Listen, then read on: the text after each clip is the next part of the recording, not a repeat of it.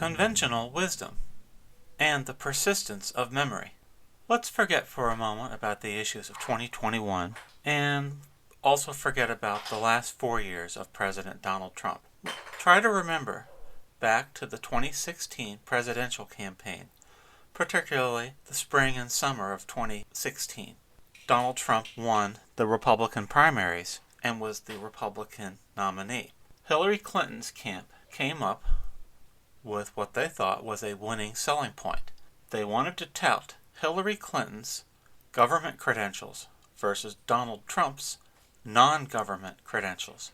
Particularly, they wanted to emphasize how Hillary Clinton had a very successful 4 years during President Obama's first term as Secretary of State. In particular, they emphasized over and over how Hillary Clinton had stood up to Vladimir Putin, had tough words for Vladimir Putin. Now, if you critically examined Hillary Clinton's tenure as Secretary of State, her policies were disasters. She came up with the policy of unseating and killing Libya's Gaddafi, notably after Gaddafi had publicly disavowed the use of WMD and any further civilian bombings, like he did over Lockerbie, Scotland. Hillary Clinton talked tough about Vladimir Putin in her first year as Secretary of State, and then she didn't do anything to back up that tough talk.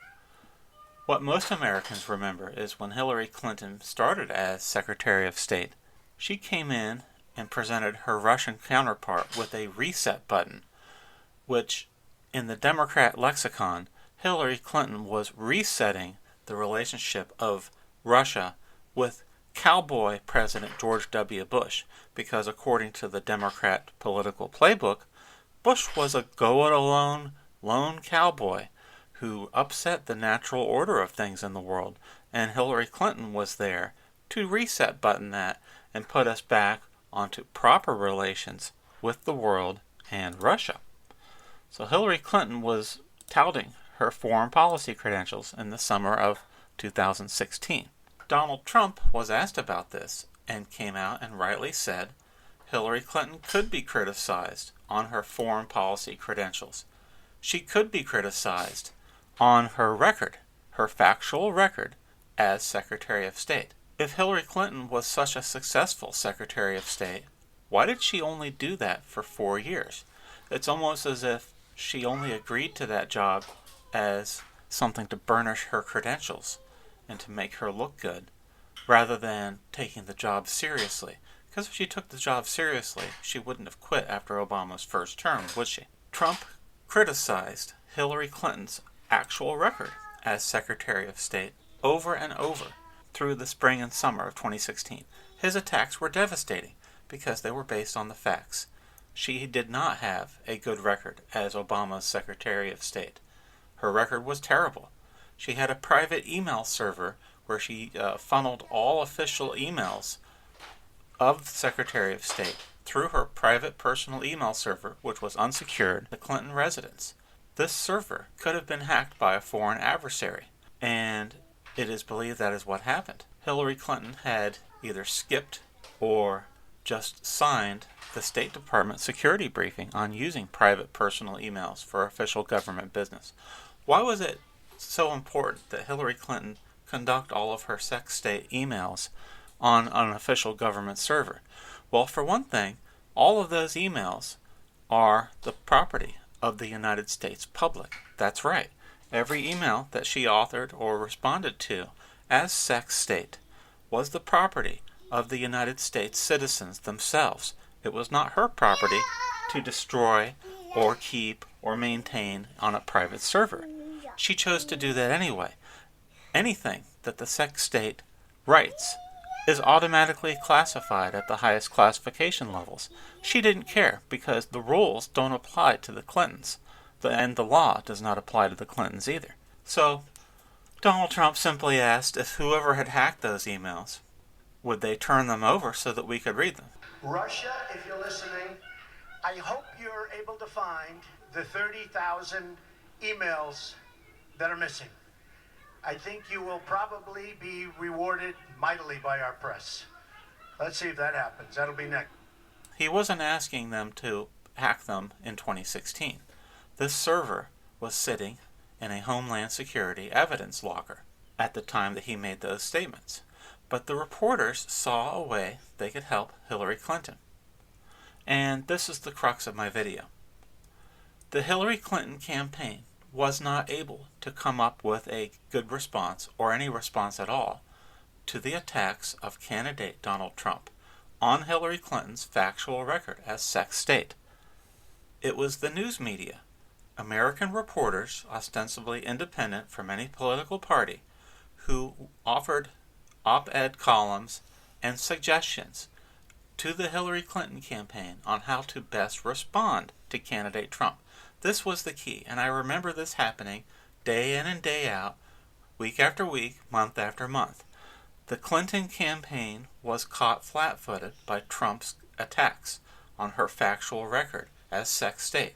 So the news media itself came up with the response on how to best counter Trump, not Hillary Clinton, not her staff. This was key. The independent American news media came up with the narrative they thought would be the best way to counter Trump's attacks on Hillary's factual record. What was it? It was, Donald Trump is Putin's best friend. Donald Trump loves Putin. That was the response crafted as the counter. Now remember, this didn't counter any of the factual criticisms of her actual record as Secretary of State. They said, let's just attack Donald Trump as a person and pretend he's Putin's best friend. No basis in fact, no facts were ever offered to this, but the conventional wisdom said, oh, let's do this and see if it sticks. Now, in 2021, if you ask anyone via conventional wisdom Trump's relationship with Russia or Putin, they'll tell you, oh, Trump, he loves Putin, he's his best friend. Was any proof ever offered of this? No. In fact, it wasn't until the Steele dossier was created out of desperation in the late fall of the 2016 campaign that it was made official to actually try to create links between Trump and Russia. Trump never had any business with Russia. There was no server in Germany. There was no bank routing money back and forth between Putin and Trump. It was all conjecture and suggestions crafted and created by the Hillary Clinton campaign. But that's getting ahead of things. That was in the late fall 2016, just before the election, because Hillary's own poll numbers, their internal tracking numbers, showed that Hillary had not sealed the deal with American voters. That was an act of desperation. Let's go back to the origin of all of this. Hillary Clinton claiming she had great foreign policy credentials. Vote for me, I was a great Secretary of State. Donald Trump comes along and says, wait a minute, you weren't great at that job at all. That's not something to tout. The news media crafted the response for the Clinton campaign, who eagerly accepted this gift from their friends at the news networks and the major print newspapers, to frame it as Trump must love Putin because he criticized Hillary's ability to deal with Putin, which is the most facile sophistry I think I've ever seen in a political campaign. And it's still stupid to this day. You should be able to criticize Hillary Clinton's record as sex state. This was a lady applying for the highest job in the world. If she can't take the smallest bit of criticism on her actual record, why does she deserve to become president? And that should have been the basis for all discussion over this topic. But the media wasn't interested in factual discussion. They were just interested in destroying the enemies of the Democratic Party. So we all saw how this worked. Once Trump became president, we had endless fake news stories talking about whether Trump was working for Putin, whether Trump was betraying Putin, whether Trump was doing what Putin wanted. All of this was based on precisely nothing, on precisely zero facts, because the orders went out to the entire news media to push this angle. And this angle would have ended once Hillary Clinton became president. They would have probably thrown Donald Trump in prison for being a Russian agent once President Clinton took office.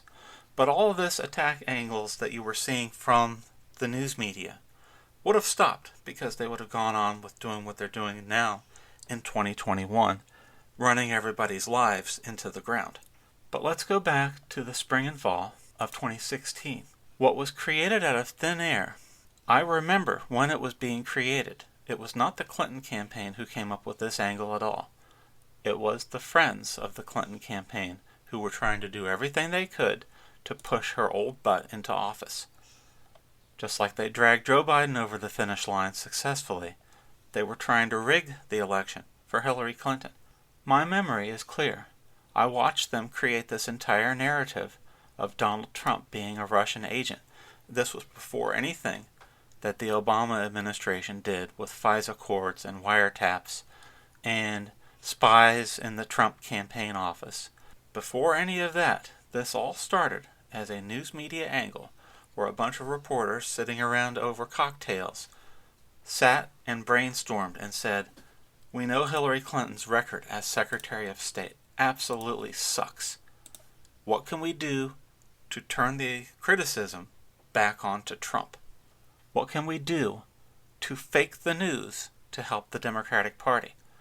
Why does this matter in 2021? Well, because of conventional wisdom, that the attacks worked.